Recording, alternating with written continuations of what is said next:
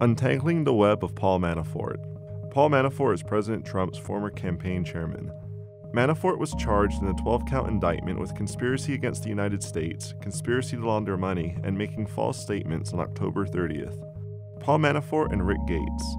Manafort was a former business associate of Rick Gates, who was also charged in the 12-count indictment. After Manafort left Trump's campaign, Gates continued to play an important role. After the election, Gates directed the inauguration plans, including fundraising under Tom Barrack, Trump's close friend and advisor. Paul Manafort and Ukrainian Prime Minister Viktor Yanukovych. For nearly a decade, starting in 2005, Manafort worked for people with ties to the party of Putin ally and Ukrainian Prime Minister Viktor Yanukovych, and for the party itself, in a successful effort to remake Yanukovych's image and return him to the presidency. In August 2016, a New York Times story alleges Manafort received $12.7 million in secret cash payments from Yanukovych's party between 2005 and 2012. The findings are dubbed the Secret Ledger. In March 2017, a Ukrainian lawmaker released documents alleging that Manafort laundered payments from Yanukovych's party using offshore accounts. Paul Manafort and Oleg Deripaska. In 2006, Russian aluminum magnate Oleg Deripaska, who has close ties to Putin, became Manafort's client. He invested in Manafort's Cayman Islands fund, which bought assets primarily in Ukraine.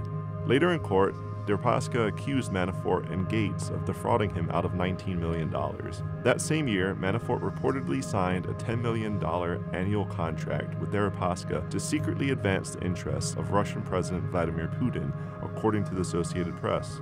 In April 2016, Manafort wrote an email to Trump press aide Hope Hicks, now the White House communications director, saying she should disregard a list of questions from the Washington Post about his relationships with Russian billionaire Oleg Deripaska and a Ukrainian businessman, according to people familiar with the email. To say the least. Is the White House aware of any contacts between Paul Manafort and Russian operatives or suspected Russian operatives? No.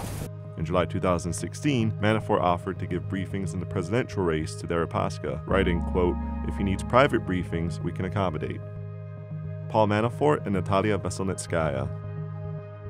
In June 2016, Donald Trump Jr., Jared Kushner, and Manafort met with Natalia Veselnitskaya, a Russian lawyer who claimed to have potentially damaging information about Hillary Clinton, according to a statement by Trump Jr. The meeting at Trump Tower lasted 20 to 30 minutes, Trump Jr. said. Music publicist Rob Goldstone, Russian-American lobbyist Rinat Akhmekshin, and former State Department employee Anatoly Samokornov, who served as a translator, accompanied the Russian lawyer to the meeting.